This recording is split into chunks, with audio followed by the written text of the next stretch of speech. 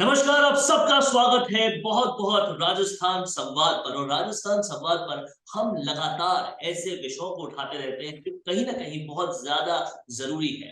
And today with us we have some great eminent panelists from all over the world. We have Professor Dr. M.K. Bhandari, we have Dr. Sagi, we have Professor L. Pushpa Kumar, and we'll be talking about some very important points on human rights.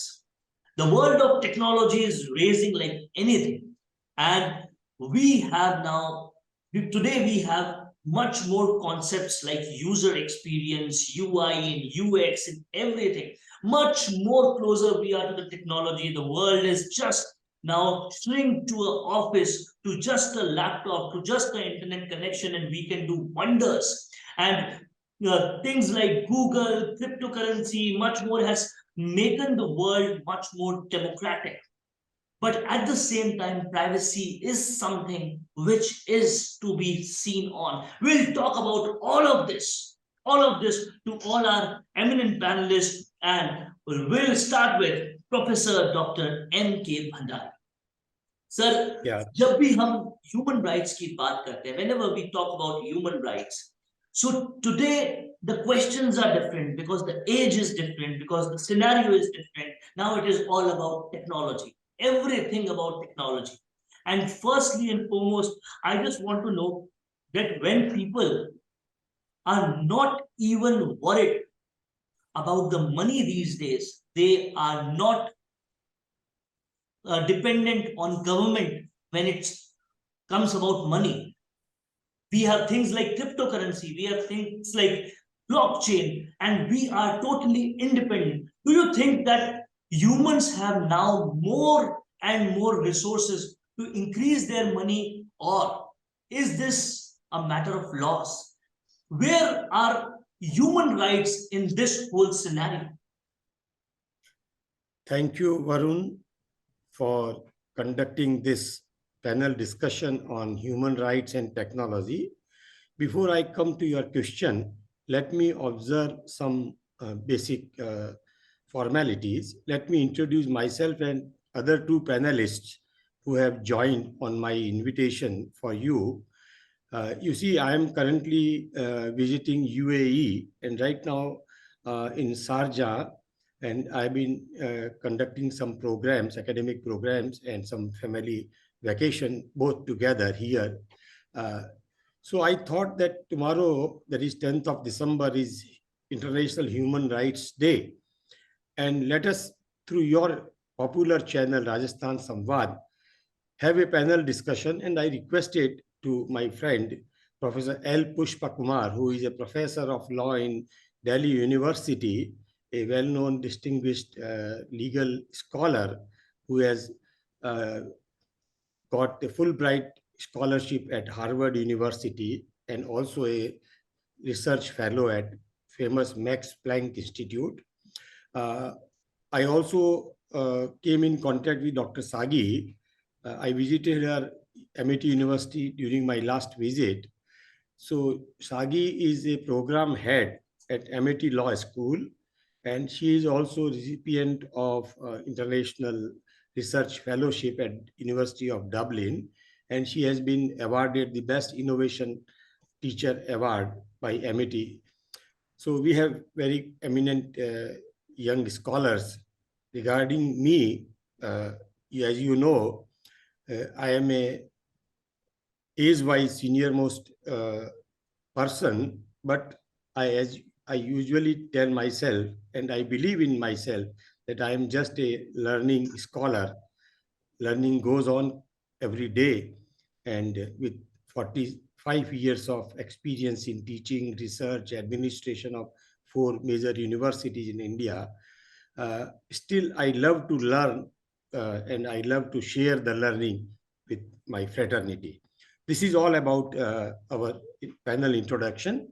And now coming to your point, uh, again, I would like to take 2 minutes of you about sharing what is human rights, why we celebrate 10th of December every year as a International Human Rights. Because your I know your viewers are vast and varied, and they would like to know.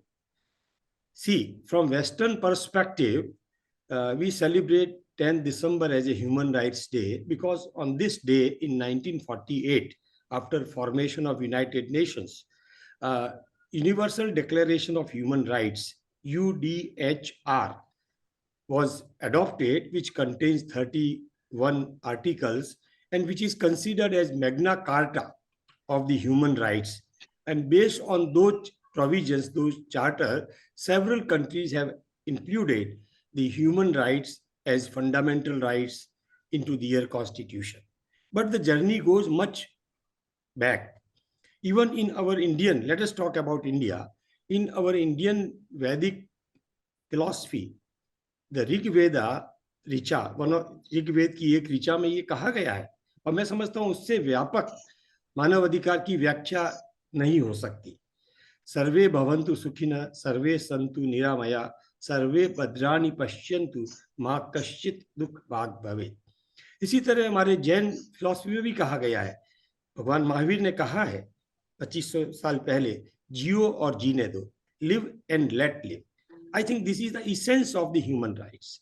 Now, since we understand and we are trained in Western system for most of the time, so we think that UDHR is a trigger point, is a fundamental charter of the human rights, which to my opinion is not fully correct. Anyway, we are not going to discussion on this point, but the essence of human rights, as has rightly been said by the Supreme Court in series of cases, is human dignity. Life is not a mere animal existence. हमको पशुओं की तरह जीना नहीं है। जीने का अर्थ है सम्मान के साथ जीना, और उस सम्मान के साथ जीने में कई तरह के हमारे अधिकार जो हमारे संविधान में भी हमने इनकॉर्पोरेट किए हैं, दिए हैं मूल अधिकार के रूप में, और भी कानूनी तरीके से हमने उन अधिकारों को सुनिश्चित किया है। तो आज आपके माध्यम से मैं सबको, आपके देखने वालों को और सभी को मानव अधिकार दिवस की बहुत बहुत बधाई देता हूं, शुभकामनाएं देता हूं, और अपेक्षा करता हूं कि मानव अधिकार हमारे जीवन का एक अभिन्न हिस्सा बने। They become a part of our culture, our way of living. We must respect human rights of each other, and also we must perform our basic duties. With these words, now I'm coming to your point. You have said the technology is all pervasive, it is expanding. In fact, we are living in the age of technology, age of globalization and age of digital era. So the modern or disruptive technologies like blockchain, AI, artificial intelligence, Web3, metaverse, so on and so forth, they are impacting the human rights jurisprudence. Or if I may say, in the words of Paul Krugman, that they are reshaping the human rights agenda for 21st century. How they are reshaping? These technologies, we have demolished the geopolitical barriers. The whole world is like a global village. In Dubai, there is a global village, famous tourist attraction. So whole world is a global village. And sitting here, see, I am in Dubai, Professor Kumar is in Delhi, you are in Jaipur, and we are talking and meeting each other via this platform. This is the wonder of the technology. Now with metaverse, we can meet in 3-dimension virtual and augmented reality in our avatar form. That is another different world, which is a virtual world. So these technologies, they can help in promotion and protection of human rights. I will give you one example and then come back to you. With the satellite imaging, we can capture those scenes, those pictures, those data where human rights violations are occurring at any place of the world. And capturing those images or data, we can support those people by spreading that information of human rights violation. And later on, when they are persecuted, they are prosecuted, we can file those data as an evidence. And Now, these kind of evidences are admissible under law. Our Indian Evidence Act has made a provision. So this is just one example. In healthcare also, we can use these technologies for precision surgery, for robotics are performing very delicate and very major tasks. Micromanagement of medicines, latest advancement in the pathological and diagnostic tools and techniques. So there are number of ways. My fellow panelists would also throw light on that, where we can strengthen or reshape the whole human right agenda with the support of technology. But we have to learn about the proper use of technology. Technology is nothing. It's an enabler. It's a neutral tool. If I misuse it, I can cause harm. If I hack somebody's data with the use of technology or deep fake, I am causing cyber crime. But if I'm using right technology for right cause, I'm promoting and supporting somebody's life. So this is how we can use or apply technology for promotion and protection of human rights. So Professor Dr. M.K. Bhandari has given us light on many topics and इन्होंने बहुत ही बेहतर तरीके से हम सबको बताया कि किस तरीके से तकनीक जो है वो मानव की तरक्की में भी योगदान दे रही है और कहीं ना कहीं वो तकनीक कामों को आसान करने में भी बहुत योगदान दे रही है। लेकिन अब मैं दूसरे पहलू पर जाते हुए I would like to come to you professor L Pushpa Kumar sir that this is the correct position or the right position or the positive points of technology. But coming to you, because you are a scholar and a professor of law, and of course, you clearly see these technological changes. That's why I just want to ask you this pertinent question that when technology is playing such an important role, positives always comes with much more negatives, and privacy as well as crime is coming hand in hand with this technology. Terrorism is also, technology is also helping terrorism as well. It is helping criminals as well. Financial crimes are also happening. But yes, crime and bad things do happen, and law has this position to stop them. But do you think that our cybercrime or our cybercrime technologies are that high that they can save the human rights of all those people who are affected from these cyber crimes? Because we have seen all over in India, people from Jamtara, people from Mewat, they are just doing financial crimes from the use of technology, and police and other laws don't have that much ability to track them. So do you think that when the technology comes, the laws or the implementation of those laws or the execution things to stop all those criminals, they come very behind and they come very afterwards from that technology? Over to you, sir. Thank you very much. Yes. Thank you, Varunji, for this wonderful question. Before going to answer this question, first I would like to thank our senior professor, distinguished academician, and our mentor, Professor Bhandari ji. Very very thankful to you, sir, for inviting me for this very important discussion. I also thank and welcome our Professor Sagi ji, very good friend of mine, and we worked together. To be here with all these luminaries is really a blessing for me. Before going to this very important question that you have raised, I would like to give a little bit background. As Sar has stated, Professor Bhandari has stated, he has given how this human rights has evolved and how it has become a very important topic and a subject after the United Nations Declaration of Human Rights since 1948, and why we are celebrating this and reminding. Celebration is nothing but reminding to ourselves that it is important that every day and every year we have to think about it and work on on this.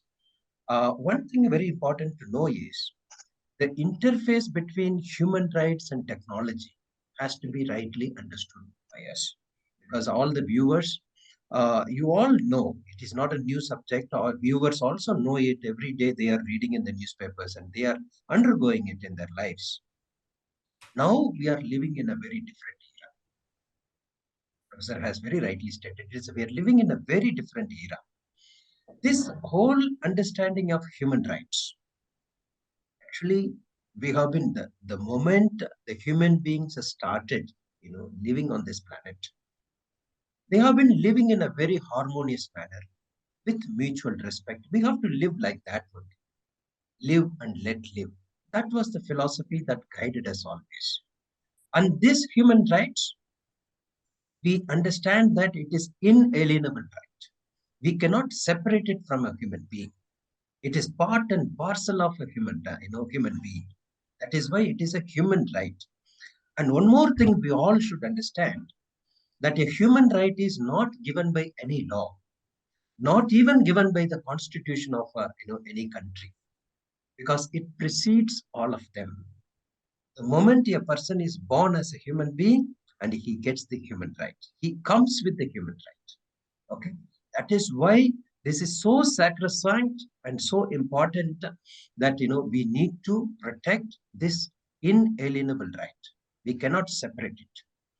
And worldwide, since after the Second World War, we thought that wars after war, fighting doesn't bring any peace, and it really destroys our lives and our rights also, our human rights also, because all our dear ones are dead in the war, or all our properties are destroyed. So what is the meaning of life? Like that, they thought that we must construct a new world. That is why the United Nations started, and it was established.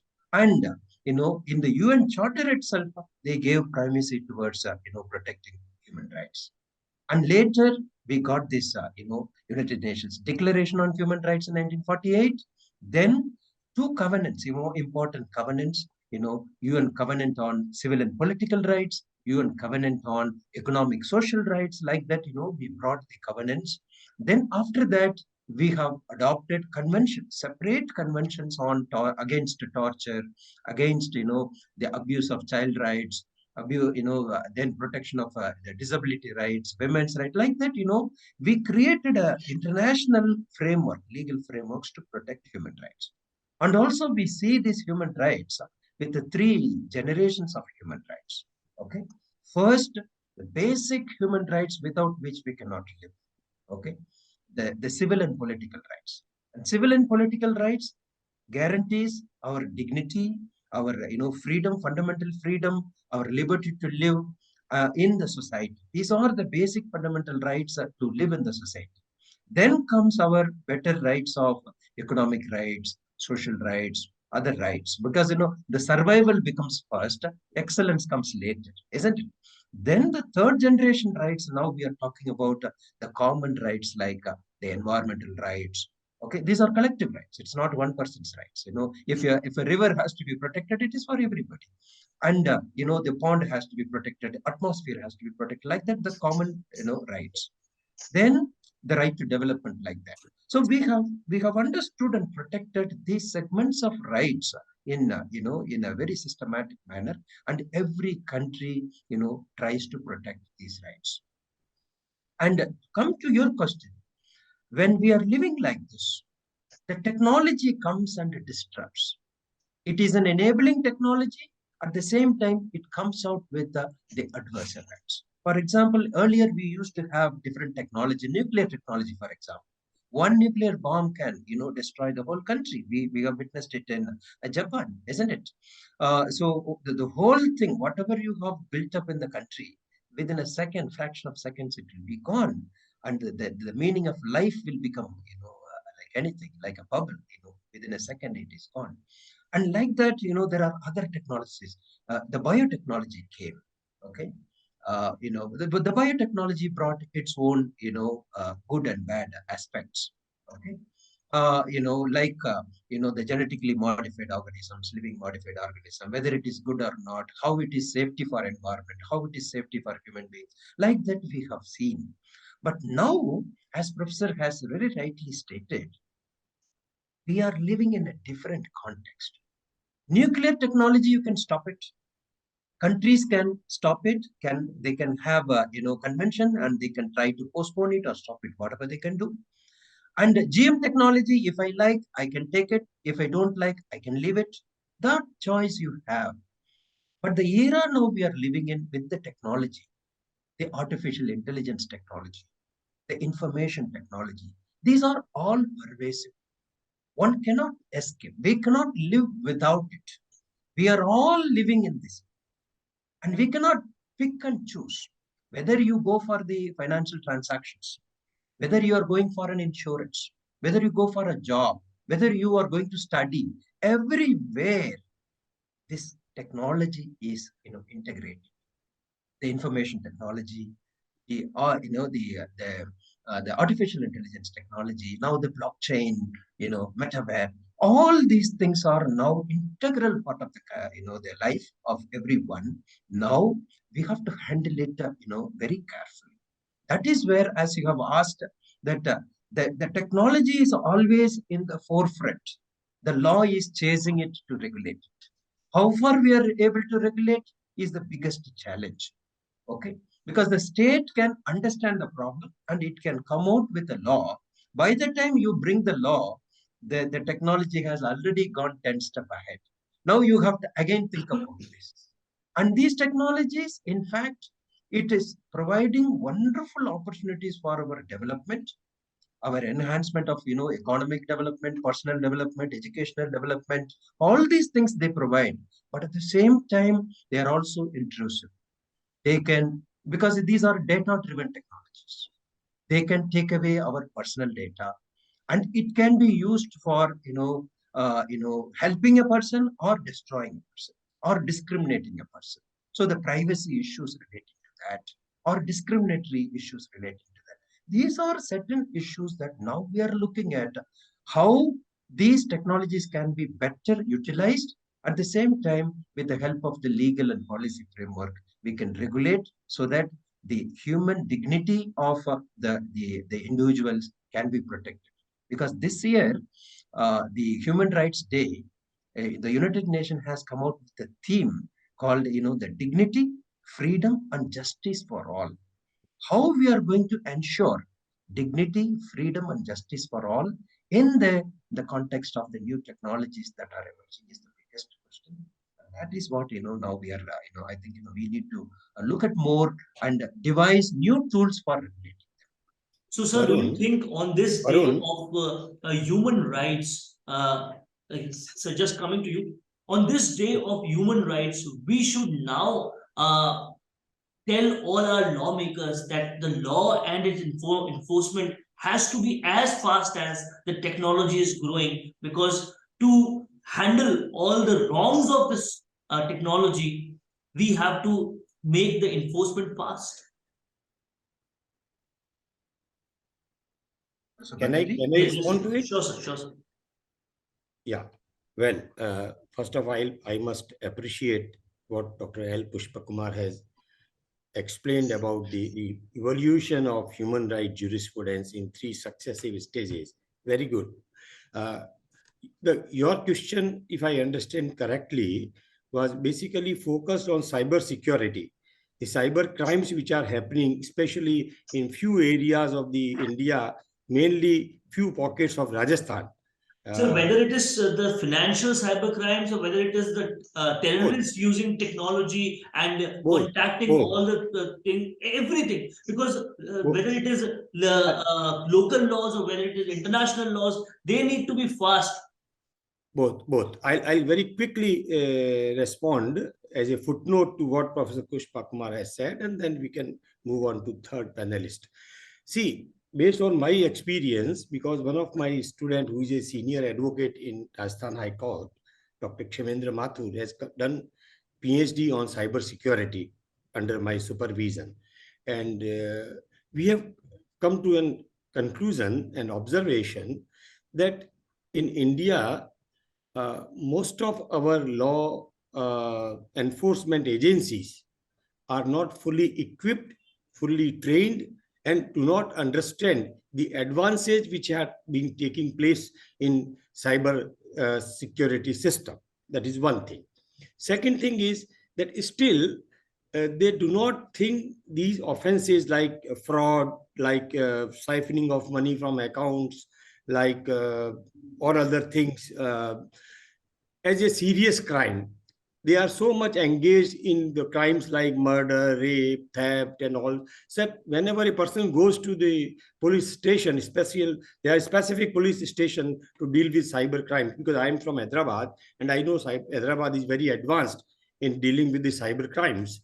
So these police personnel or the agencies, and even let me say, I am known for frank and fair assertion without mincing the words. Even our judges who deal with ultimately the trial, magistrate, judges, they are also not fully conversant with the deep technical aspect, how the fraud was committed, which technology or counter technology was used. And again, they are not that I would say eager to know. Now we have a National Bhopal Judicial Academy where we train our judges periodically to latest developments in the law. But all this scenario makes our system, cyber security system, very fragile, I would say. We have advanced technologies, but we don't have an advanced counter defensive or protective mechanism. And again, last point, we don't have adequate legal policy and ethical framework. And that is what we are doing. And in our IOGA and ILTES, we are in touch with the Niti Aayog, Ministry of Information Technology, Finance Ministry, and we are sharing our inputs that what law needs to be done for blockchain, what law needs to be framed for AI, what law needs to be framed for metaverse applications. So we are trying our level best to create a ecosystem for effective regulatory framework. Thank you. Sorry for interruption. Yes. So इस पूरे discussion में हमने इस बात को पूरा बेहतर तरीके से जाना कि कहीं ना कहीं हमारे कानून को अब तेज होने की जरूरत है और कहीं ना कहीं इक्विप्ड होने की जरूरत है, कानून को भी, लॉ को भी और जुडिशियरी को भी इस साइबर क्राइम को रोकने के लिए. Now let me go to Dr. Sagi and let us talk about one more positive aspect of technology which is giving more power to the human rights, and which is the right to speech, the right to express. And social media these days, internet these days are giving more power. We are currently seeing that in the earlier days, we can see that only some people can have the power to come on TV, come on radio and speak their things. But now we have internet. One can open their YouTube channel, one can open their Facebook accounts, one can talk to many people. So do you think that, yes, this whole technology has given more power to the power of expression, to the right to expression, to the right to speech? Ma'am, Dr. Sagi. Thank you so much for this opportunity here to talk on human rights, area which is very close to my heart. And thank you, Professor Bhandari, for inviting me. And thank you, Professor Pushpa Kumar, sir. Pleasure meeting you again after so many years, and you had elaborated on the various aspects of how the human rights. But before answering your question regarding whether the positive effect of freedom of speech and expression, of course, we all know that after the onset of internet and the social media expansion, after Facebook, Twitter, Instagram, there are so many now where people are free to express their views. But amongst all this, an area which I would like to highlight, being the only female panelist that we have here, is what we forget in all this technological and human rights talk, is the gender inequality aspect of human rights, which come within even the purview of technology and law. When we are discussing about how law is advancing, we are yet to see whether the law is in fact advancing not only to reach up or catch up with the technology, but also in terms of whether it is helping the women acquire what they deserve to be acquired in the human right agenda, in the talk. Because as you know, I will just give a brief why I'm taking this point, and I think it is relevant to address this, because whether we are addressing the freedom of speech and expression, whether we are addressing the latest technological advancement sphere in human rights, the age-old matter of gender equality still persists, and particularly with regarding to women's rights. We might have heard it from the origin of human rights, and we are hearing it now. Now it has taken probably a different form when technology has advanced. I'll just give you an example. Why am I saying it has taken a different form? We use technology. We use, say, for example, Facebook or Twitter to express our views. Now, if you read the comments of in either in Facebook or Instagram and Twitter, when a woman is putting up a post, the comments which come, which we call it cyberbullying, many terms are used, against the women are much, much higher. And we fail to see that point, or, at many a point, we fail to discuss this point, because we are talking about the human rights aspect of whether there is a right to express ourselves or not. We are not seeing the angle that by expressing ourselves as a woman, how much is the women's personal right is being violated. It is not in terms of her expression, also in terms of her privacy.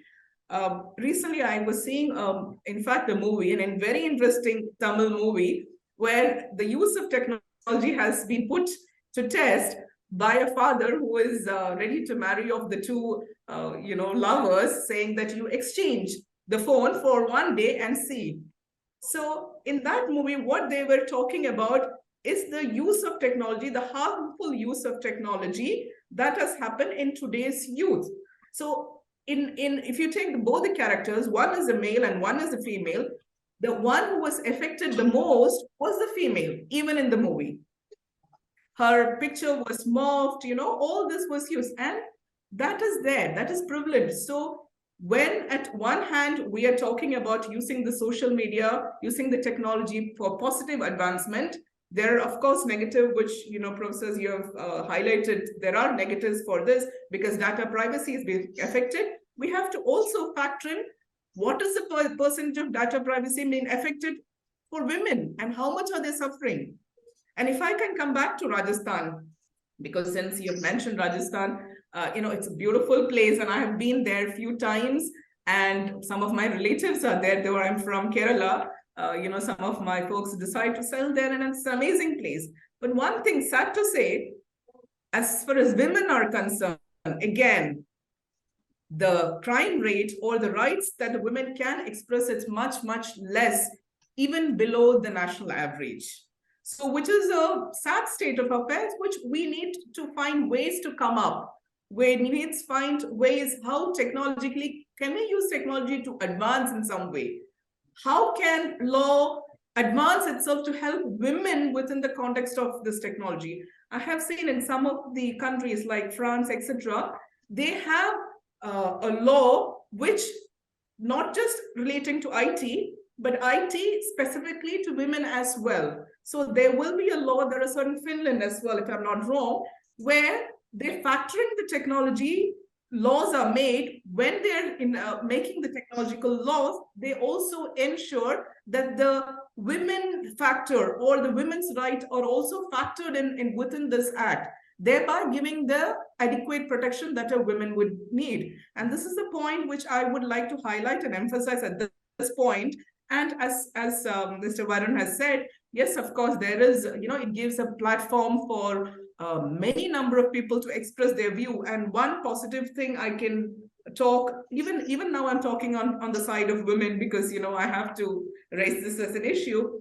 because of the technology, there has been a lot of Me Too moments, etc. It is not just Me Too movements per se, because the technology has been the freedom of the women to express themselves, to bring out harmful effects in their workplaces. They could speak out through these the internet platform, through the social media platform. So that is a positive effect that we women have had as far as the use of technology or your expression of ideas through the social medias have been concerned. I think we will go well over time, and we have less than 1 minute for the Zoom to come down. So we'll join again. We'll join again. You can just join the link back. Varun, on the lighter side, just on the lighter side, today Sagi is talking about discrimination and she being in minority in this panel. Yeah, I was just making a lighter observation. Don't take it seriously, Sagi.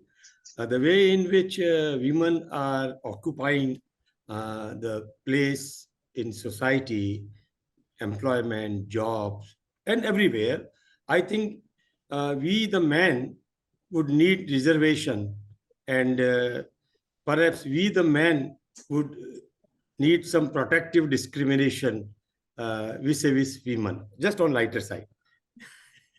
That's a small minority we're talking about. We are. No, it's all right.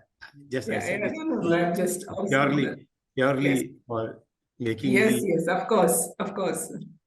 We wish, actually, we all wish that the women should get their due. The gender justice is top on the agenda and should be on agenda, no doubt about it. Yeah. Even for sustainable, when we're talking about any human rights matter or even sustainable development goals, we're talking about the gender issues, and Yes. women's rights should be addressed. It's an age-old, it's a century-old thing, and it will go on according to the World Economic Forum. It is going to go on for another century and still not lot of transformation has come. Yes, lot of changes have come. Yes, बहुत बदलाव आया है, ऐसी बात नहीं है, बहुत बदलाव आया है और अच्छा है, आगे ये यात्रा, ये जर्नी चलती रहनी चाहिए. Over to you, Varun. Doctor Sagi ने हमें बहुत ही क्लियरली बहुत सारी चीजें बताई और ये भी बताया कि एक बहुत अहम पहलू को उठाना बाकी था, जो कहीं ना कहीं महिलाओं की सिक्योरिटी से जुड़ा था, कहीं ना कहीं महिलाओं के खिलाफ अपराधों से जुड़ा था. And at the same point of time she has clearly mentioned me too movements like other movements which has helped women also when it comes to their security, when it comes to their crime against women. But taking addition to those points, I want to come to Dr. Professor M.K. Bhandari again. That sir, is social media and internet giving us a power to do something as a movement? Earlier, we have to do andolans and movements, which is a right of humans again, on roads and many more things. Now we can have campaigns and movements on the social media, and it has created many brighter and many strong impacts when with just the help of a laptop and with just the help of internet, that is a very humble resources, one can do wonders. So do you think that it gives power, or sometimes some wrong movements create negative effects? देखिए वरुण, क्योंकि आपका ये channel सभी तरह के viewers देखते हैं, इसलिए मैं चाहता हूं कि थोड़ी बातचीत हम हिंदी में भी करें ताकि व्यूअर्स भी समझ सकें. तो अब मैं अपनी बात को हिंदी में कहने का प्रयास करूंगा, और मैं तो बहुत कंफर्टेबल हूं हिंदी इंग्लिश में, कोई ऐसा इशू नहीं है. तो मेरा ये मानना है कि इस मोबाइल, जिसमें अगर इंटरनेट कनेक्शन है, तो आप समझ लीजिए कि पूरी दुनिया आपकी मुट्ठी में है. The whole world is in your palm. You can do anything and everything with the help of this mobile, which is your laptop, which is your computer, which is your camera, which is your everything. Now, the point is that this social media movement, the whole Anna Andolan, of which Kejriwal is the biggest beneficiary, was run very successfully using tools of social media and many other movements here in India और बाहर भी, विदेशों में भी और भारत में भी कई आंदोलनों को बढ़ाने में, चर्चा करने में, लोगों को जोड़ने में सोशल मीडिया का, खासतौर से फेसबुक का, व्हाट्सएप का, मैसेंजर्स का और भी जितने भी टूल हैं उनका बहुत बड़ा योगदान रहा है, इसमें कोई शक नहीं है, और बहुत पावरफुल मीडियम है। ट्विटर पे आप देखिए, हमारे prime minister, honourable prime minister himself is on Twitter. If prime minister can afford to tweet every day, every single instance of the national importance, we can understand the power of the social media. And he has got followers in the lakhs, millions. Now, बात ये है कि ये हम social media को अगर सही तरीके से यूज करें अच्छे उद्देश्य के लिए, जहां ह्यूमन राइट्स का वायलेशन हो रहा है, उल्लंघन हो रहा है, लोगों के साथ प्रताड़ना हो रही है। मैंने कई वीडियो देखे हैं जिसमें पुलिस ऑफिसर किसी वृद्ध महिला के साथ, पुरुष के साथ गलत बर्ताव करता है, वो वीडियो रिकॉर्ड हुआ। आजकल तो सीसीटीवी सब जगह लगे हुए हैं, वहां भी हो जाता है, लोग भी वीडियो बना लेते हैं, और उस पर कार्रवाई हुई और उस ऑफिसर को सस्पेंड या डिसमिस किया गया। ये उसका प्रभाव था, उसकी पावर थी। लेकिन इसके साथ कई दुरुपयोग भी हुए हैं। जैसे कि मैंने ये भी देखा, आपने भी देखा, हम सभी देखते हैं कि एक आदमी का एक्सीडेंट हुआ, वो मर रहा है, दम तोड़ रहा है, कोई क्रिमिनल्स किसी आदमी को गोली मार रहे हैं पब्लिक प्लेस में, लोग उसको बचाने के लिए आगे नहीं आते हैं, वीडियो बनाते हैं, वीडियो बना के डालते हैं। अरे भाई, अगर आप सभी मिलकर उसको बचाने का प्रयास करते तो शायद उस व्यक्ति की जान बच जाती। या एक पर्टिकुलर आइडियोलॉजी, एक पर्टिकुलर विचारधारा को आगे बढ़ाने के लिए झूठे फेक मैसेजेस डाले जाते हैं, और हम भी ये गलती करते हैं। मैं अपने सभी मित्रों को बार बार कहता हूं कि कोई भी ऐसा वीडियो आप नहीं शेयर करें, जो मतलब मैसेज शेयर नहीं करें जो आपको लगे कि प्राइमा फेसी गलत है। मैं आपको छोटा सा उदाहरण दे रहा हूं। अभी एक मैसेज चला, खूब चला, आपके पास भी आया होगा, कि प्राइम मिनिस्टर ने सुप्रीम कोर्ट से जजेस से ये पूछा है, चीफ जस्टिस से, कि आप इतनी सैलरी लेते हैं, आप कितने दिन काम नहीं करते हैं, आप ये नहीं करते हैं, वो नहीं करते हैं, और प्राइम मिनिस्टर ने फटकार लगाई। और वो वीडियो लोगों ने बड़े, वो वीडियो क्या, वो ऑडियो और वो जो मैसेज था उसको फॉरवर्ड कर रहे हैं। मैंने उनको कहा, भाई तुम कंटेम्प्ट ऑफ कोर्ट में चले जाओगे। कोई ऐसी मैसेज प्राइम मिनिस्टर ने न कभी कहा है, न कभी कहेंगे, और न कभी ऐसा कह सकते हैं कोई भी प्राइम मिनिस्टर भारत में, तो कम से कम। तो इस तरह के मैसेज को तुम डालकर तुम अपनी फ्रीडम का, जो तुमको फ्रीडम मिली है कि तुम किसी के साथ कुछ भी कन्वर्स कर सकते हो, बात कर सकते हो, संदेश भेज सकते हो, उसका मिसयूज मत करो। मैंने कईयों को रोका कि भाई आगे इसको फॉरवर्ड मत करो। ये आजकल लॉ भी बन गया, अभी हमारे रूल्स नए आए आईटी एक्ट में, इंफॉर्मेशन टेक्नोलॉजी एक्ट में जो रूल्स अमेंड हुए, उसमें यू आर रिस्पॉन्सिबल। और इसी तरह से हमारे दूसरे क्षेत्र में सोशल मीडिया का यूज करते हुए, जैसे अभी हम मेटावर्स पे आ रहे हैं, अभी हम लोग मेटावर्स पे बहुत काम कर रहे हैं, कई जगह हम लोग लेक्चर दे रहे हैं, एक इंटरनेशनल कॉन्फ्रेंस भी कर रहे हैं बहुत जल्दी, उसके बारे में भी आपको डिटेल भेजूंगा मैं। तो अब मेटावर्स में मैं तो नहीं हूं, लेकिन मेरा अवतार है, मेरा एक अवतार बना हुआ है, एक मेरा इमेज बनी हुई है, वो मेटावर्स में है, और हम इस तरह से बातचीत कर रहे हैं, या हम कोई कॉफी पी रहे हैं, कोई पिकनिक मना रहे हैं मेटावर्स पे, किसी बॉम्बे के जूहू चौपाटी पे, और वहां पर किसी व्यक्ति ने एक दूसरे व्यक्ति को गाली दे दी, किसी व्यक्ति ने किसी के साथ महिला के साथ गलत हरकत कर दी। मैं उसको देख रहा हूं, वो VR सेट लगा के। अब उसमें क्या होगा? What will be the law? My avatar, my virtual avatar has done this wrongful act. क्या मैं उसके लिए जिम्मेदार हूं? क्या वो जो मेटावर्स चला रहा है, जो प्लेटफॉर्म, क्या वो जिम्मेदार है? क्या होगा उसका? क्या मुझे मेटावर्स में क्या चीजें, what do and what don't do, क्या करना चाहिए, क्या नहीं करना चाहिए? तो ये सारी बातें हैं। इसीलिए हम कहते हैं, और मैं कई अपने प्लेटफॉर्म पे कहता हूं, कि टेक्नोलॉजी का proper knowledge, proper education, proper regulatory framework, ethical standards, ethical, हम लोग ऑस्ट्रेलिया और दूसरी कंट्रीज के साथ मिलकर, उनके एक्सपर्ट्स के साथ मिलकर, मैं एक कमेटी में हूँ मेंबर, हम लोग एथिकल स्टैंडर्ड्स फ्रेम कर रहे हैं। तो हम लोग इन सब चीजों को सही तरीके से करें, ताकि जिससे कि हम टेक्नोलॉजी का सही उपयोग कर सकें। गलत उपयोग करने से बचे। ये मुख्य बात है जो जो हमें समझनी चाहिए। तो इसलिए हम टेक्नोलॉजी कहते हैं कि टेक्नोलॉजी ना अच्छी है ना बुरी है। टेक्नोलॉजी का उपयोग अच्छा हो सकता है, उपयोग बुरा हो सकता है। It's an enabler, it's a neutral. Dynamite से आप पहाड़ तोड़ के सड़क भी बना सकते हैं डेवलपमेंट के लिए, और डायनामाइट से आप टेररिस्ट विस्फोट करके हजारों सैकड़ों लोगों को मार भी सकते हैं। डायनामाइट का कोई दोष नहीं है, उसको यूज करने वाले का इंटेंशन क्या है, दैट इज द थिंग। तो तकनीक का उपयोग से आप अच्छा भी कर सकते हैं और बुरा भी कर सकते हैं, ये डॉक्टर प्रोफेसर एम के भंडारी ने हमें बताया। और एक आखिरी मुद्दे पर बातचीत करने के लिए मैं आप दोनों के पास आना चाहूंगा, professor Pushpa Kumar sir and doctor Sagi. That कहीं ना कहीं अब टेक्नोलॉजी जो है, तकनीक जो है, वो एक और बहुत पॉजिटिव पहलू पे काम कर रही है, जो कहीं ना कहीं हर मानव का अधिकार है। और जैसा कि प्रोफेसर डॉक्टर एम के भंडारी ने बताया था कि सर्वे भवन्तु सुखिनः, सब लोग खुश रहने चाहिए, ये कहीं ना कहीं मानव अधिकार का सबसे पहला गुण होना चाहिए। और खुश आदमी तभी रह सकता है जब उसके पास एम्प्लॉयमेंट हो, जब उसके पास पैसा हो। और कहीं ना कहीं चाहे हम ओला के ड्राइवर से लेकर जोमेटो के फूड डिलीवरी तक देख लें, टेक्नोलॉजी बहुत सारे जॉब्स पैदा कर रही है। डिजिटल मार्केटिंग का विविड एस्पेक्ट देख लें, जहां पर एक मुहावरे में कहा जाता है कि आज आप एक पत्थर भी मारो तो किसी डिजिटल मार्केटर पे लगेगा।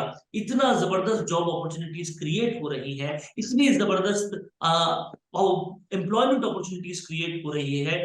तो यहाँ पर कहीं ना कहीं ह्यूमन राइट्स पर एक बहुत बड़ा काम हो रहा है। What do you think professor doctor L पुष्प कुमार की क्या कंट्रीब्यूशन टेक्नोलॉजी का ऑक्यूपेशन देने में, एम्प्लॉयमेंट देने में हो रहा है? Thank you. Yes. It is very important that how we can harness this technology and how this can really benefit human rights, and also what we need to do for this. This is very very important question that you have raised. Yes, actually, all this technology are really useful for us. Professor Bandariji has very rightly stated that no technology is bad. It is the way you handle it that makes it matter. Professor Sahiji has very rightly stated, when because this is a very serious issue. The same technology is directed towards some people in a very adverse manner. You know, when it can be used for constructive purpose, like now you can book flight tickets, you can have all financial transactions. As you have stated that you just within 1 minute you book a Uber, it comes to us. This is a great enabler. So this technology really enhances our lives, our rights, and our livable ability also. So that is one thing.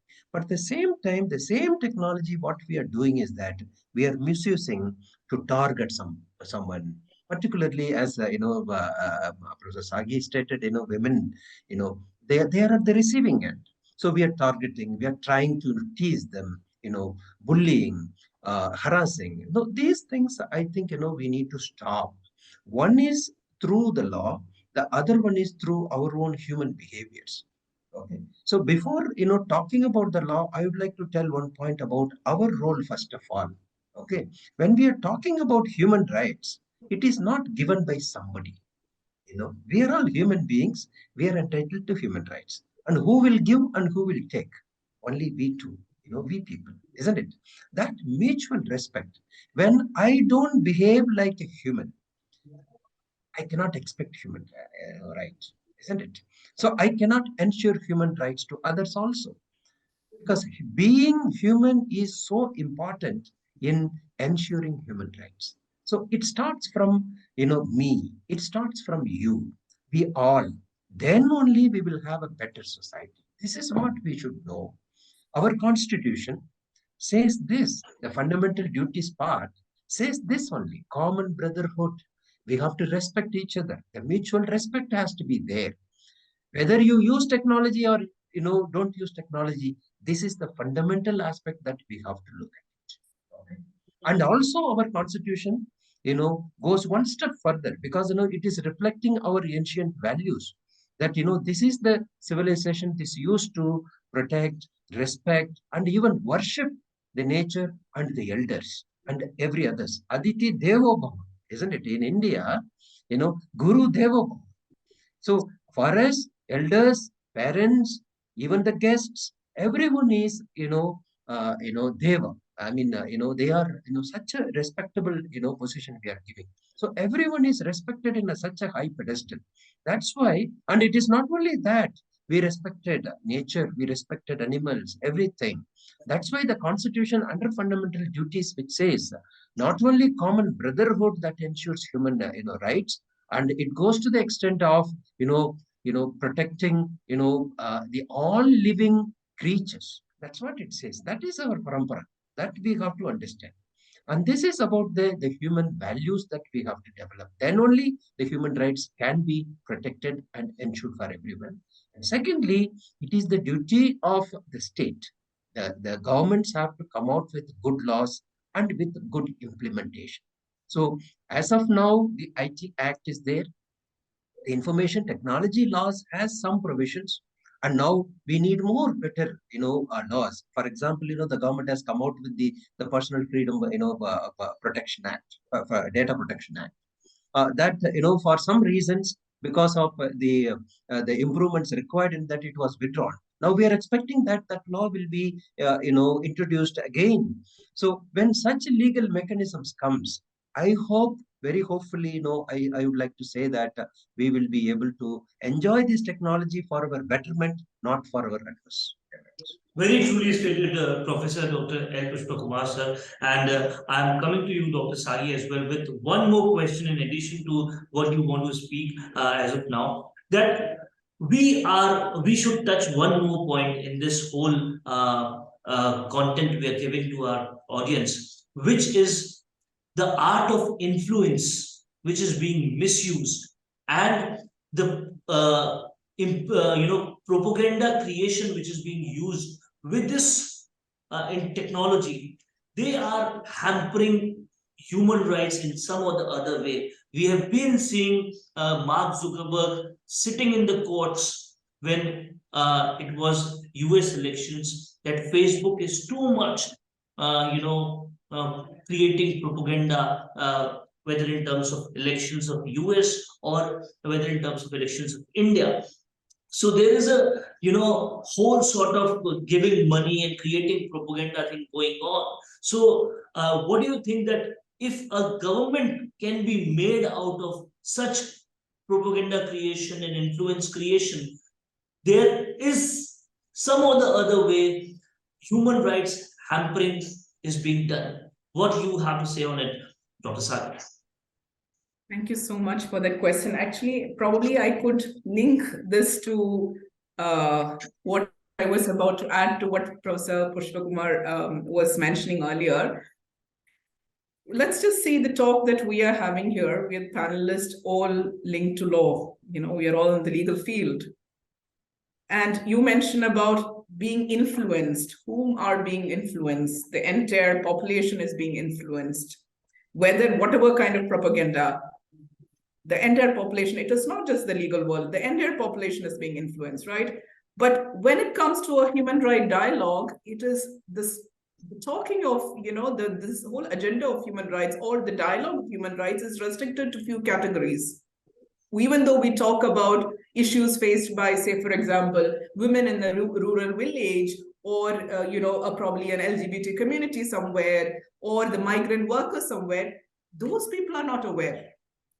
They are not aware. The people who are talking are people who are probably, learned and aware of what is human rights. But the people who are actually suffering or the effect or getting the effect of human rights, or their human rights being hampered, are not aware of what exactly is this human rights. So I think this dialogue of human rights should in fact start from the school itself. Right from you mentioned, sir, earlier, that everybody has to have that humane nature in themselves. And to know what your right is, it has to start from your basic education. That is why when I was thinking about this whole, the talk that we have, them, the basic thing what we require and what many of the states, I can say, I cannot say the country as a whole, as a state, what is lacking is the education. And when we're talking about general education, this human rights agenda or the human rights dialogue should fall within that education policy of every state, of every country. Only then, I think, the effect, harmful or the positive or the negative effect of human rights can be addressed in a large scale. So I think this is linked to the point that you were talking, influence. How do we know that we are getting in the normal people, that they are being influenced in a positive or a negative way? They are not aware of what exactly the rights they have. Do they have a right to raise their voice? What is their political right? What is their civil right? Do they have a freedom of expression? No, they don't know. So I believe that by creating more awareness into the realm, in a common man's realm, is what is essential to bring this as a more effective solution or more effective remedy. Right now, the propaganda, because social media exists, the propaganda will be there, it will be biased. We can argue on all that it can be a biased propaganda. The outcome may, I'm not saying it will, may also be biased, because again, the people are easily influenced. Small kids are influenced. Adults are influenced. It's not a matter of age. My child was saying the other day that, Mama, this is a new gen term and you don't understand. Because of some, influencer talking on media. So I'm like, of course I know, I am aware. Now, this is the kind of, it is not about my daughter is 13, hardly 13, she's only 12. So, you have to start that dialogue either at home. Now at home I can speak because I am at that level. You know that your legal rights, your human rights. But I think it should be inculcated in school. If you start from that is why education becomes prime. If you want to negate the harmful effects that the technology brings in hampering human rights. I think that is my take on this. जाहिर तौर पर, और यहाँ पर कहीं ना कहीं इस डिबेट को, इस डिस्कशन को कंक्लूड करने के लिए ये पॉइंट बहुत आवश्यक था जो डॉक्टर सागी ने यहाँ पर रखा है कि जागरूकता बेहद जरूरी है। और मैं आपको बताऊं कि एक अच्छी बात यह है कि प्रोफेसर डॉक्टर M.K. भंडारी ने बहुत अरसे पहले, कुछ महीनों पहले ये बात रखी थी कि कहीं ना कहीं हमें जागरूकता का मूवमेंट चलाना चाहिए कि लॉज की जानकारी आम जनता तक पहुंचे, सिंपल भाषा में हम वो जागरूकता करें। और शायद हम वो सीरीज बहुत ही जल्दी लाएंगे जहां हम बहुत ही सिंपल भाषा में, जहां गांव तक पहुंचे वो बात, अंतिम पहलू पर बैठे हुए आदमी तक पहुंचे वो बात, वो बेहद जरूरी है। आज बहुत सारे दिग्गज लोग बैठ के, बहुत सारे इंटेलेक्चुअल लोग बैठ के मानवाधिकार की बातें तो कर लेते हैं, लेकिन जैसा डॉक्टर सागी ने कहा कि जो वो अंतिम छोर पे बैठा हुआ व्यक्ति है वो जानता ही नहीं कि उसके कुछ राइट्स भी है। तो बहुत खुशी की बात है कि हम कुछ ही वक्त में ऐसा कुछ काम करने भी वाले हैं। और मैं आपको एक बहुत अच्छा उदाहरण भी दे सकता हूँ कि राजस्थान के एक IAS है नवीन जैन जी, उन्होंने गुड टच और बैड टच बच्चों को सिखाना शुरू किया और वो मुहिम को इतना बड़ा करके, सरकारी संसाधनों को उपयोग करके सोसाइटी फॉर सैटरडे की एक मुहिम चलाई और सब लोगों को सोसाइटी में कंट्रीब्यूट करने को, और 10 लाख बच्चों तक गुड टच और बैड टच की एजुकेशन पहुंचा के विमेंस के खिलाफ जो रेप्स और वो सब हो रहे हैं उनको शुरुआत से ही खत्म करने के लिए ये काम किया। तो जागरूकता इज द की, वो हमें करना पड़ेगा और हम सब लोग जब आगे आएंगे तो ही होगा।